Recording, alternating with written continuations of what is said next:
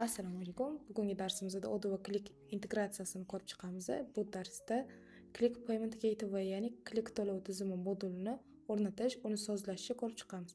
Birinchi bo'lib Odoo ilovalar do'konidan, ya'ni Odoo App Store'dan Click Payment Gateway modulini yuklab olamiz, ya'ni Clickni.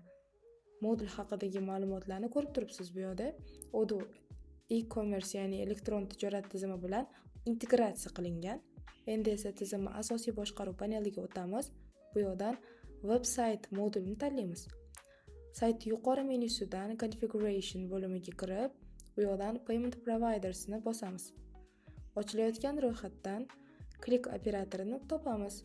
Ko'rganingizdek, u hozir bizda faol turibdi, ya'ni enabled va sozlash uchun tayyor. Ichiga kiramiz, ya'ni ustiga bosamiz. Bu yerda asosan 3 ta bo'lim mavjud: Credentials, Configuration va Messages. Credentials bu ma'lumotlar. Bu bo'limda Click tizimidan olingan shaxsiy identifikatorlarni kiritamiz. Bular Click Service ID, Click Merchant ID, Secret Key va Merchant User ID. Bularni Clickdan olasiz. Shuningdek, bu yerda Click to'lov tizimi sahifasini URL manzili havolalarini ko'rsatadi. Configuration, ya'ni konfiguratsiya bo'limida to'lov usullarini faollashtirish hamda to'lov jurnallarida, misol uchun qaysi bank, qaysi so'm biriktirishimiz mumkin. Messages, xabarlar. Bu bo'limda esa xaridorga to'lov jarayonini ko'rinadigan xabarlarni yozib qoldiramiz. Misol uchun, to'lov kutilayotganda, to'lov muvaffaqiyatli yakunlanganda yoki xaridor to'lovi bekor qilganda tizim qanday xabarlarni ko'rsatadi. Endi bo'lsa, hammasi qanaqa ishlashini amalda ko'rib chiqamiz. Saytga o'tamiz, konsultatsiyaga yozilib, ustiga bosamiz. Va bu bizni Products menyusiga olib boradi.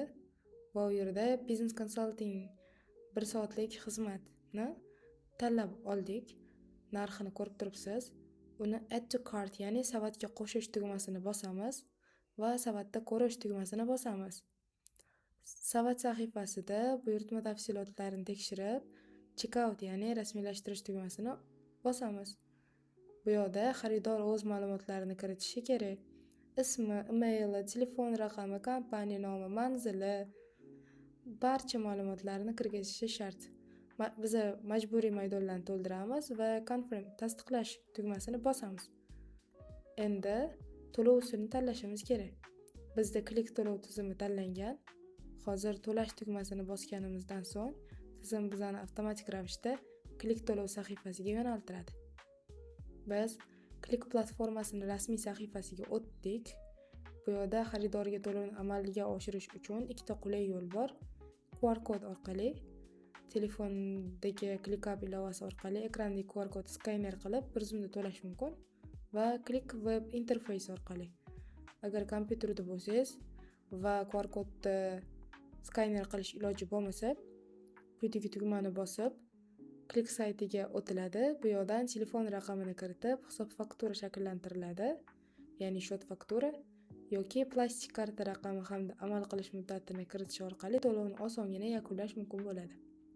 Ko'rib turganingizdek, Odoo va Click integratsiyasi mijozlar uchun juda ham tushunarli va tezkor ishlaydi.